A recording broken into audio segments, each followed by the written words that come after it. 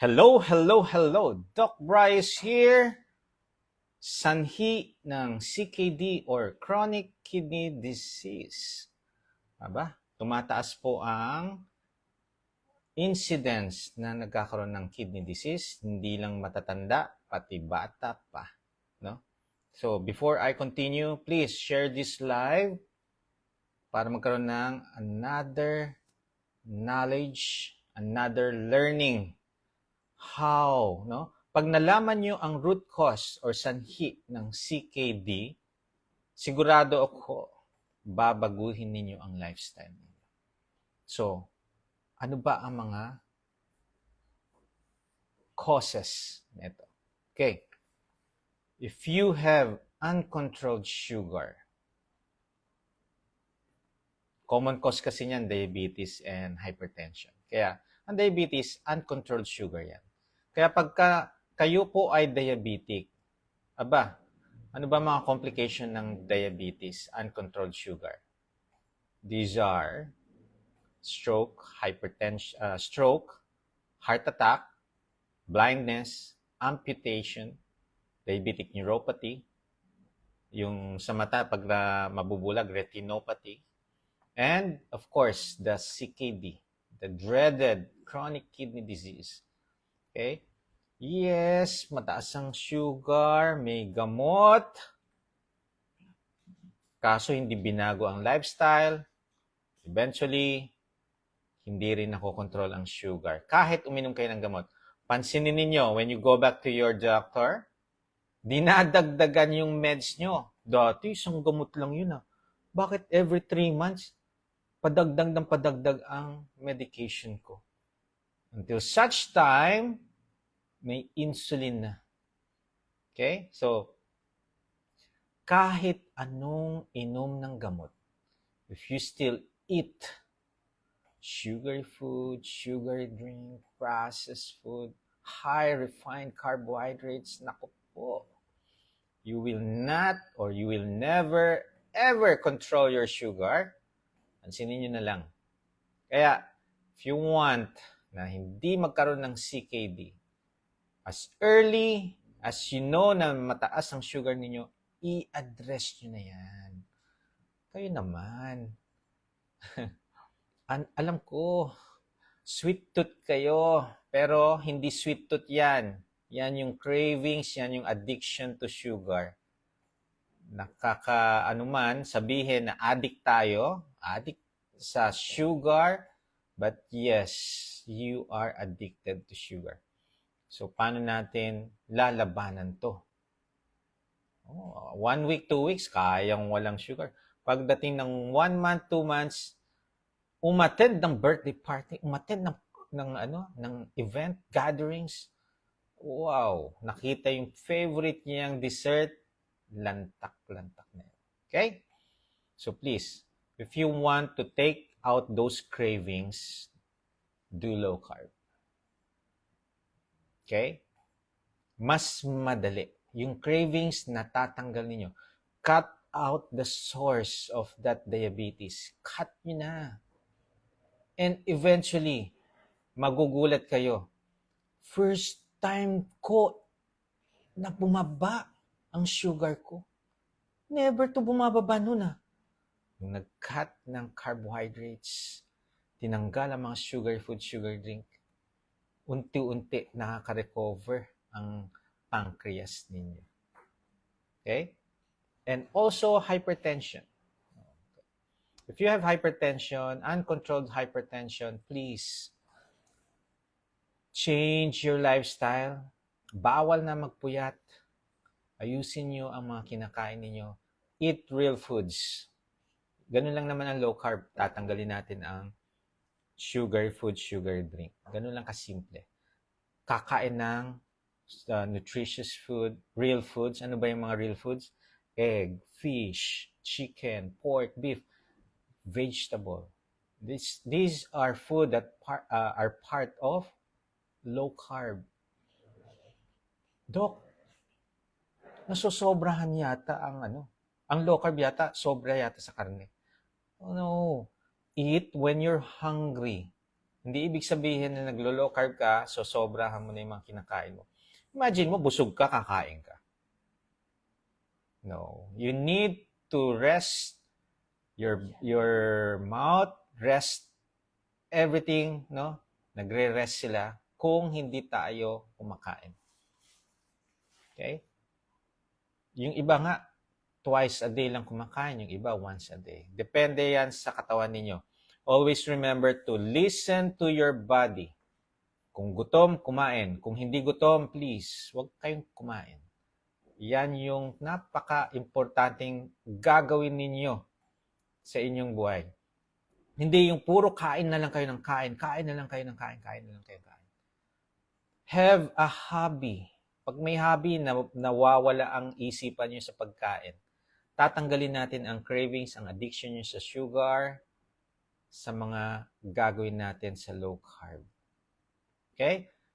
Nutrition lang ang pinag-uusapan natin. So, eventually, kailangan may kasamang fluids. Kailangan importante fluids din sa katawan natin. If your body is dehydrated, it will harm your kidney. So, add on insult yan sa kidneys natin. Kaya please, kahit na hindi kayo nauuhaw, kailangan alamin ninyo ilan ang liters of fluids a day na dapat makoconsume ninyo. Hindi yung kailan lang mauuhaw. No. That won't work. Tingnan nyo, bakit nagkakaroon ng protein ang inyong ihi. Number 1, infection, inflammation. So pagka may UTI po kayo, definitely, magkakaroon ng protein yan. If you have dehydration, you can still have protein in your urine pag dehydrated. Pagka mga strenuous activity, nagkakaroon din. And syempre, titingnan din natin yung inyong CBC. Diba? Pag normal ang CBC nyo, hindi kayo anemic, good. Very good. Nagpo-produce ng blood ang inyong bone marrow. Kaya, pagka nakakita kayo ng mga protein in urine, huwag kayong matakot na CKD agad yun. Okay?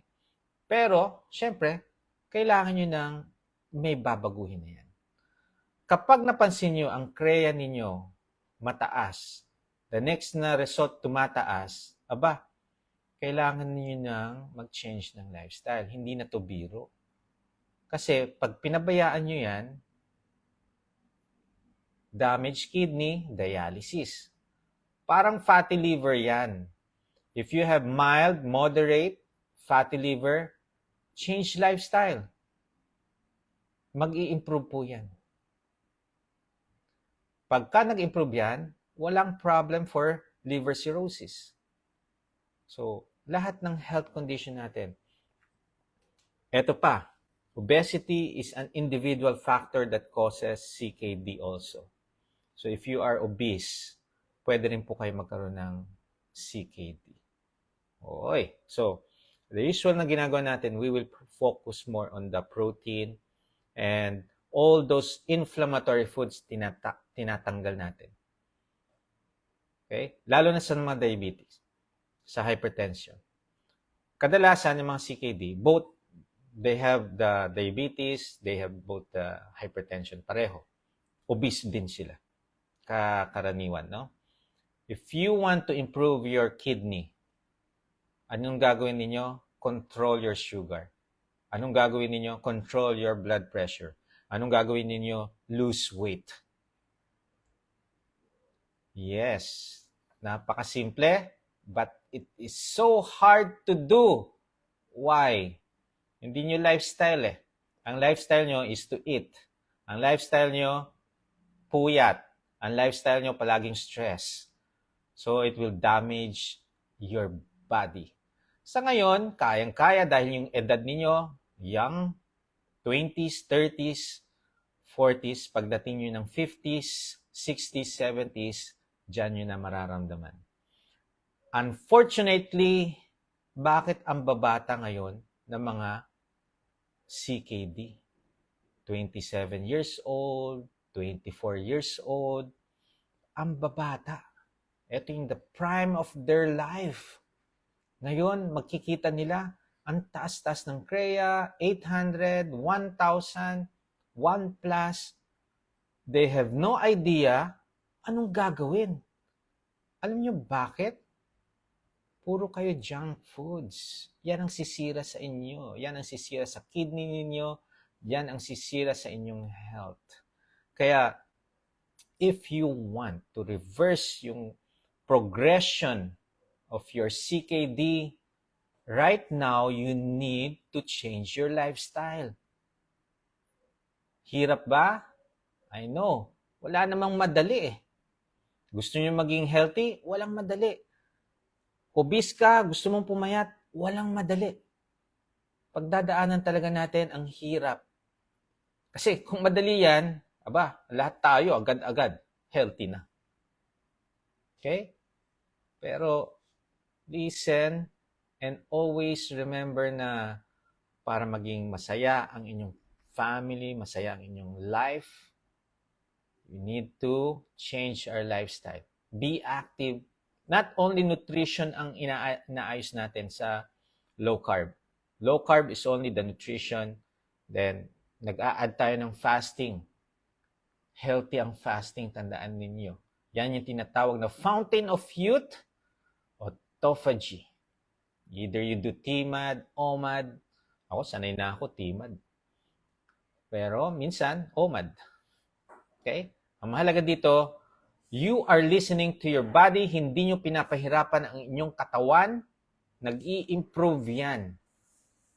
Basta ang mahalaga, alam ninyo ang ginagawa ninyo. Kung hindi nyo alam ang ginagawa ninyo, seek consultation, seek recommendation, advices to those who are knowledgeable dito sa lifestyle na ito para hindi po kayo nagkakamali. Yes, minsan may nagkakamali. I have many patients nasa abroad, no? Or dito sa Philippines. 3 years, doc. 4 years, doc. Naglo-low carb ako. Strict. Safe, clean ang low carb ko. How come ang aking mga nararamdaman andyan pa rin? I don't know. Why? Kasi hindi ko na-monitor kung anong ginagawa niyong paglo-low carb. Pwedeng mali-mali, kaya nakakaramdam pa rin kayo ng mga discomfort. Pansinin ninyo, kung tama ang ginagawa ninyo, nawawala ang mga discomfort. Kung mali-mali ang ginagawa ninyo, syempre, hindi maaayos ang mga nararamdaman ninyo. Pero kung hindi pa rin nawawala, please, do not hesitate to consult your trusted doctor. Baka mapeligro ang inyong buhay. Lalong-lalo na those who have health conditions. Yung mga nag-i-injection ng insulin, ay sinasabihan ko na sila. Kung gusto nyo pong magbago ng lifestyle, I want you to be monitored and guided because if you are injecting insulin, it's very dangerous when you do low carb na walang nakamonitor. Delikado po yan. Okay? Well, yung iba, sasabihin nila, kaya ko naman. Okay. But our body is different with other bodies. Kung kayo okay, mas marami hindi okay dyan. Okay? So, tandaan po ninyo, you can improve your kidney kahit na nasa stage 5 na tayo. Stage 4, stage 3B, kayang-kaya nating improve yan. Paano? Change your lifestyle. Eat real foods. Drink your fluids. Rest properly. Exercise. Napaka-importante lahat yan. Kung hindi nyo magagawa yan, well, dialysis. Habang may buhay po tayo, huwag kayong mawawalan ng pag-asa. Hindi yan magbibigay ng depression sa atin kasi alam natin how to handle our health, improve our kidneys function, and dun nyo makikita na walang mawawala kung gagawin nyo lang siya ng tama. If you do it right, it will improve you. Definitely. Okay? So, you want to improve your kidney, change your lifestyle. Low carb. Okay? This is the right time to ask question. Pero paalala lang po, Itong live ko to is additional knowledge at hindi po diagnosis sa inyong sakit. If you have health condition, please consult your trusted doctor or magpa-consult po kayo kung same lifestyle you are doing sa inyong physician. Okay? March 16. Tandaan po, bago ako magtanggap ng question, tandaan niyo meron tayong health talk and health talk. Free health talk and free consultation March 16 sa 11 a.m. Silang Cavite, Cafe Agapita. 11 a.m. onwards. Naku po, last time nung sa Bukawi, natapos kaya ako 8:30 p.m. na. Dali na. Ano lang yun ha? Ilan yung 180? Okay, dalhin niyo po ang inyong mga lab results. Re-reviewin natin. Magbibigay po ako ng advice. Okay, so have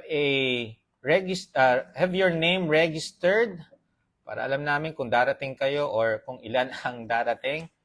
Please, message po kayo sa Low Carb Real Talk with Doc Brian and Kuya Gibo for free registration. Meron din sa March 22. Meron din sa March 22.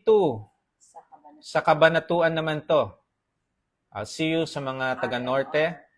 RNR.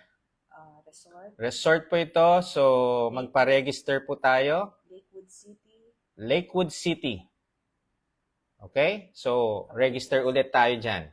Kita-kita ulit. Dalhin niyo yung pinagbabawal na technique, mga lab request. Lab result pala. Sorry. Okay. Aba, tagal din na hindi nakapag-live si Doc Freya. Alam niyo bakit nga? Punong-puno na. Bakit? Bakit ngayon lang?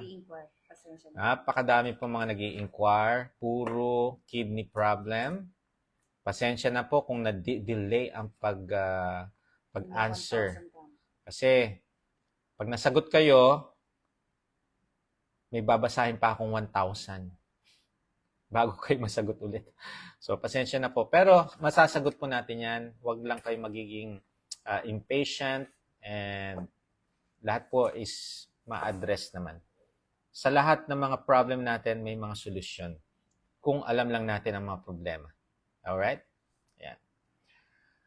Okay. Sumakit ang sikmura ng asawa ko. Ano po kaya yun? Tapos nagsusuka at nilalagnat. Nako. Number 1, pa-urinalysis, nilalagnat, CBC, baka infection ang Pero syempre, isasama natin pregnancy test. Pagka nagsusuka, alam mo na. Okay? Okay, fasting work. Yes. Doc, kapag po ba may severe coronary may severe na. Nako. Angioplasty na po talaga. Well, you can try. Wala namang mawawala kung isusubukan natin yung mag-lifestyle change as long as it is monitored and guided. Okay? Lalo na pag mga sa mga may health condition. Lalo na sa mga may health condition, mga senior, napakaingat ko dyan. Paalala lang po ha. Kailangan talaga may nakatingin sa inyong doktor. Okay? Ayan. Mag-message kayo, sana mapansin. Mapapansin yan, pero be patient lang ha. Hirap mag-low carb pag walang budget. Alam mo, matutunan nyo ang low carb, baka twice a day lang kayo kumakain. It's not the budget eh. Yung maintenance na mawawala sa inyo, napakalaking bagay na po iyon. Para yung mga ginagastos nyo sa maintenance, ginagastos nyo sa pang-i-inject nyo, gagastosin nyo sa pagkain ninyo. Mas mahalaga yan. Di ba? Kaya wag niyong iisipin na kulang ang budget. Kung ano lang ang kaya ng budget ninyo, doon kayo mag-focus. Kasi, may mga low-carb foods naman na kaya sa budget. Ano ba yon? Itlog. Magpapasalubong kayo sa inyong mga mahal sa buhay, balot, penoy. Wala na doon. Wala nang gumagawa nun. Di ba? Ayan. Doc, pwede ba ang Usually, ang keto analog, yan yung binibigay ng vitamin sa mga may CKD po.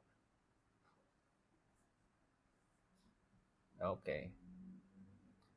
Creatine intake of bodybuilders lead to kidney problems. No, hindi naman. No. Alam mo, ang nagkakaroon ng kidney problems sa mga athlete, dehydration, number 1 yan. You do not drink your electrolytes. Plain water is not enough. Kailangan may electrolytes po kayo. Yan yung number 1 na cause ng kidney problem sa mga atleta. Doc, di ko maiwasan kanin. Okay lang yan. Konting ano lang yan, practice, masasanay din po. Ako, only rice ako dati. But now, hindi na ako kumakain ng kanin. Diba? Kasi, if your condition improve, if your health condition nag-improve, nawala yung apnea mo, yung obesity mo, nag-normal ang weight mo, ipuperso mo pa bang kumain kumain ng kanin? Hindi na, di ba? Nag-improve yung health mo eh. Kaya nga, pinapayo ko sa mga patient. If this lifestyle improves your health condition, i-continue mo ba o hindi? O, ayan. Kasi nag-improve ang health mo. I-stop mo ba? Siyempre hindi. Nag-improve eh. Lalo mo pang mag-aaral, magsasaliksik, ano pa ang pwede mong gawin para lalong mag-improve. Okay? Di ba? Yan.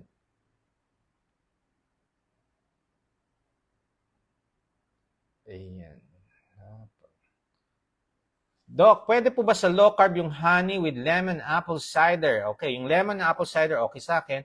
If you have health condition like diabetes, fatty liver, ina-out ko ang honey. Yes. Doc, nangangalay po yung kanan na pa ako tuwing gabi. Ano po sign yun? Baka naipit lang. Masyado kang matagal na nakaupo. Okay? Or, usually, no, if you are nagwo-work sa office, okay? Maximum of 2 hours sitting lang tayo. Then you go, you stand up, stretch your legs, lie down for 30 minutes, then go back sitting. Huwag nating patagalin ng more than 2 hours ang pag-upo. Okay? Ayan. O, totoo daw, ganun daw siya before. Ayan na. Di ko maiwasan kanin, cholesterol, pati triglycerides. Ano yun? Ang mahalaga sa lipid profile, address your triglycerides and your HDL. Pataasin nyo ang HDL, pababain ang triglycerides. How? Eat real foods. Focus more on home-cooked meal. Doc, ano po gamot na home remedy na mabilis para sa UTI? Wow. Talagang mga Pinoy, ano? Talagang very impatient. Gusto, nauna, galing na agad ako. Iinom ako ng isang gamot. Wala nang sakit. Walang ganun yun. Okay? Hindi ano yan. Ang gagawin ninyo, ano ang nagkukos ng infection sa ihi? UTI. Ano? Usually, yan yung mga bacteria, no? Galing sa dumi. So, paano kayo hygiene ang aayusin nyo. How to wash. Okay? Tapos, drink fluids. Huwag kayo magpa-dehydrate. Because, pagka may mga crystals, may stones na gumagasgas, sumusugat sa ating ureter, sa kidney, sa bladder, urethra, ayan. Yan yung magkokos ng sugat, infection, UTI. Okay? Huwag yung mabilis. Grabe naman, mabilis agad. Sana all, no? Parang pag hinawakan ka agad, wala ka ng sakit. Walang ganun. Okay? Ayan. Happy to see you, all of you. Ayan. Ano ba pwedeng guidelines sa CKD? Okay. Number 1 na gagawin ninyo, if you have CKD, eat home-cooked meal na. Bawal na kayong kumain sa labas. Please, kausapin nyo the whole family. Mga pasalubong, bawal na. Kasi hindi nyo mahihindian eh. Hindi nyo maiiwasan pagka dumarating yung mga junk foods, mga processed food, sugar, yung mga nagdadami sa ating mga kidney. Hindi nyo maiiwasan yon. Kaya i-meeting nyo na inyong family members, please, huwag kayong mag-uwi ng ganitong mga pasalubong. Yun lang. And guidelines, well, depende kung ano yung mga problem na nag-a-arise sa CKD. Mabababa ang inyong red blood cells, you need epoetin. Okay? Mataas ba ang phosphate nyo? Huwag kayong kumain ng mga seafoods. Mga matataas ang phosphorus or phosphates. Marami pong maipapaliwanag ang mga doctors nyo, no, na mag-i-improve ang inyong kidney. Okay? Kaya tinuturuan ko ang mga patient ko how to handle their problem. Ito yung mga root cause, address natin. Pagka na-address nyo itong root cause, mag-i-improve ang kidney ninyo. Okay? Ayan. Okay. Ayan. Mababa ang HDL, so pataasin natin at 0.99. Okay, pag mababa ang HDL ninyo, paano natin patataasin? Healthy fats, olive oil, MCT oil, no? Avocado oil. Exercise to exercise. Okay? Tataas po ang HDL. Okay, ang CREA ko po is 289. Nagda-dialysis po ako. Di ko ba pwede po itigil ang dialysis? Usually, no? Pagka less than 300 ang CREA, palagi ganon. Magbabawas na ng dialysis. Sana. Okay? So, ang gagawin niyan is, kung 3 times a week, nagiging twice a week. Yan. Good news yan. Very good. If you are a person na nagda-dialysis, ibaba ninyo ang creatinine ninyo less than 300. Palagi, pag ganyan ang lumalabas sa inyong blood workup sa creatinine, ibig sabihin, wow, i-improve ang inyong kidney. Okay? Kaya nga, huwag kayong mawawala ng pag-asa. Right? Okay. Normal lang ba ang plus 2 protein? Siyempre hindi. Okay? Dapat sa ihi, walang protein. Negative dapat. Pag lumalabas ng protein, ibig sabihin, may something. Pero wag agad-agad kayo na mag-conclude na may CKD agad kayo. No. Ang protein, pwedeng galing sa infection. If there's an inflammation, infection, tumataas po ang protein natin. Okay? Kaya yung iba, nagpapa-micro test. Alright. Okay. Okay, 670, need ko na po ba i-dialysis? Usually, no, if your creatinine is nasa 300, 400, pinapalagyan na kayo ng fistula for preparation for dialysis. Kaya pagka 670, sinasabihan na nasa stage 5 na po kayo, end stage renal disease. So, you might as well need to be mga dialysis, no? Pero I have patients, no, na from 700, 800, 1,000, nag-improve naman ang kanilang CREA na hindi na dialysis. So, it depends upon your body or yung pag-change nyo ng lifestyle. Kasi kung hindi nyo babaguhin yung lifestyle nyo, bakit nagkaroon ng damage ang kidney? Kung hindi nyo i-address yun, continually na madadamage lang ang kidney ninyo. And eventually, nagmamanas na kayo, hindi na kayo umiihi. Yun ang renal failure, yung hindi na umiihi. Okay? Okay. Ano pa? Very true. May patient po, may diabetic now on its 2 weeks, normal blood sugar. Congratulations. Alam niyo, nakakatuwa. Yung sugar na 200, 300, nag-change ng lifestyle, nag-normal in 2 months. 3 months, tingnan ninyo, months lang nag improve ang sugar sa mga matataas ang sugar. Pag pinabayaan ninyo yan, na palaging mataas, sinasabi ko sa kanila, there will be minute damage to your organs, cells, nerves, tissues sa inyong katawan. Hindi nyo na alam kung saan, kung nasa mata ba, nasa puso, nasa kidney, or nasa nerve nyo.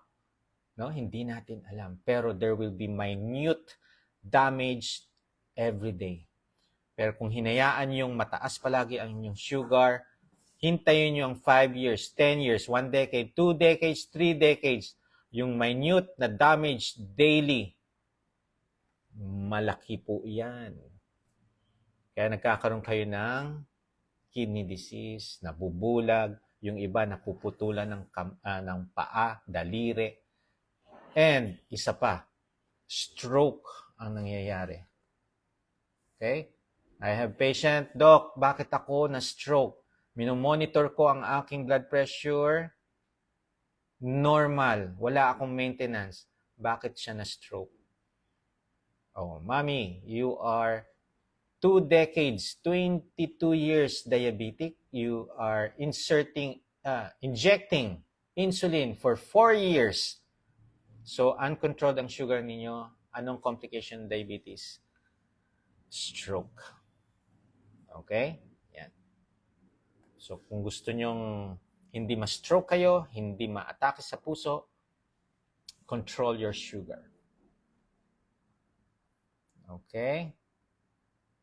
Doc, may mga recipe or menu kayo ng low carb kasi nagsasawa ako sa mga kinakain ko and no pre-diabetics ba to? No, ang menu, tingnan nyo po yung YouTube ko, may mga luto ako doon. Pero the usual, tinola, paksiw, nilaga, okay? Ang mahalaga, variety pa rin. Parang ano lang. Kaya lang tayo nagsasawa kasi yung isang menu, isang ulam, palagi nyo niluluto. Okay? Ang tinuturo namin sa mga patient namin is to know how to cook your food. You know how to prepare your food. Healthy food. Okay? Kasi, kayo po ang makaka-discover kung paano nyo pasasarapin ang inyong pagkain. Or paano nyo lulutuin ang inyong pagkain. Okay? Yan. Possible po ba sa CKD5? Yes. Possible. Kasi meron po akong patient CKD5, naging CKD3B. Okay? Habang may buhay, may pag-asa pa rin tayo. Okay. Doc, may maintenance po ako sa high blood. Okay lang ba take ng creatinine? Yes, okay lang. As long as, no, ang mga food ninyo, okay, hydration, resting, okay? So, sigurado ko nagbubuhat po kayo. Ano po ba pwedeng breakfast pag low carb? Okay, ang breakfast is hindi yan oras, no? Kasi ang iniisip nyo pag breakfast, umaga, no? Alam niyo ho ba ang breakfast ko, 12 noon or 1 p.m.?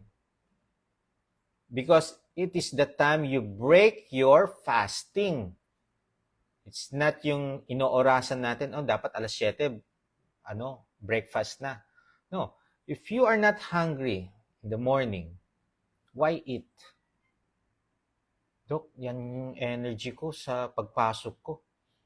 You know, pagka nag-low carb po tayo, unlimited source of energy, dala nyo, hindi nyo nang kinakain. Yung mga extra fats nyo dyan, yan ang yung source of energy. Okay? Kaya kadalasan sa mga naglo-low carb, hindi nagugutom. Kaya sure ako, pagka nagtanong ng breakfast, hindi pa to naglo-low carb. Wala pang idea or hindi pa nararanasan what this beautiful lifestyle is doing to those who are doing the low carb. Maraming natutuwa doon sa mga naglo-low carb. Bakit? Nawala yung mga pain. Yung kanina yung pasyente ko, sabi niya, hindi daw niya naigagalaw to. Or hindi niya na i-bend ng ganyan, hanggang ganun lang daw. Ngayon, wow, ginaganon na niya. Na-control ang sugar, Ang dami daw na walang mga sakit-sakit sa kanya. Nag-lose siya ng weight. Aba, although overweight pa siya ng 4 kilos, pero compared from before, ang ganda ng improvement ng kanyang health. Okay? Ayan. Paano po pag mataas ang sugar, uric acid, LDL, cholesterol, ano po pwedeng kainin? Low carb. Ano ba low carb? Tanggalin nyo ang mga processed food, tanggalin nyo sugary food, sugary drink, eat real foods, tanggalin nyo ang tinapay, pansit, at rice. Low carb. Hindi zero carb. Not no carb, low carb. Okay? Ha? Tatanggalin ang ano? Alam mo, ganyan din ang reaction ko nun. Nung narinig ko ang low carb. What? Tatanggalin ang rice? Tatanggalin ang bread? Tatanggalin ang pasta or pansit? Saan ako kukuha ng energy? Nag-research ako. There are studies, athlete ang gumawa ng low carb. After 12 weeks, mas nag-improve ang kanilang endurance, ang kanilang performance. Low carb. So, sa umpisa, yes, meron kayong mga discomfort, pero eventually, makaka-recover kayo. Mag-a-adapt kayo, kaya nga nag-a-adapt ang katawan natin. Okay? Parang pagka lumipat kayo ng trabaho, bagong work area, di ba? Nahihirapan kayo kasi bago kayo eh. Pero after a month, after 2 months, you adapt. Wala na. Madali na lang siya. Okay? Doc, meron po ako white coat hypertension. Paano po ba mawawala at magagamot ito? Ang isang gagawin po ninyo dyan is sa bahay na lang kayo mag-BP. Okay? Wala. May mga ganyan po talaga. Pagdating sa clinic, ang tataas ng BP, pero pagdating sa bahay, ang gaganda ng BP nila. Okay? Okay. Ano pong... Doc, ano po sagot sa heartburn? Sana po mapansin. Heartburn. Ito yung GERD, gastroesophageal reflux disease. Okay? Anong gamot dyan? Tigilan yung kumain ng mga pandesal. Tigilan yung kumain ng mga matatamis na pagkain, matatamis na inumin. Sugar, high carbs yan. Okay? It's not the acid. Actually, mababa ang acid ng inyong stomach. Kaya ganun. Okay? Meron ako niyan dati. Natanggal nung tinanggal ko ang carbs. Okay? So, yan yung importante dyan. Magugulat na lang kayo. Nung nagtanggal kayo ng mga high carbs, processed food, unti-unti, isa-isa nawawala yung mga nararamdaman ninyo. Bakit ako very vocal dito? Because alam ko kasi nakikita ko sa mga pasyente, nag-i-improve ang kanilang health. Nakita ko sa sarili ko. Meron sleep apnea, nag-improve. Okay, yung obesity, nawala. Gout, yes, natanggal din. Okay, cirrhosis, what lifestyle is good to prolong the life? Ako po, yan yung sinasabi ko, yung mga liver cirrhosis. Kaya nga pagka fatty liver kayo, address that immediately. Kung hindi, pinabayaan ninyo cirrhosis. Pagka liver cirrhosis, this is irreversible. Liver transplant na lang ang pwede dyan. Pero may mga instances, no? Akala liver cirrhosis, pero nung binago ang lifestyle, nag-improve. Okay? Malay nyo, tingnan natin. Pero pagka liver cirrhosis, ang hirap eh. Ang hirap sabihin sa kanila na ganito na ang buhay mo.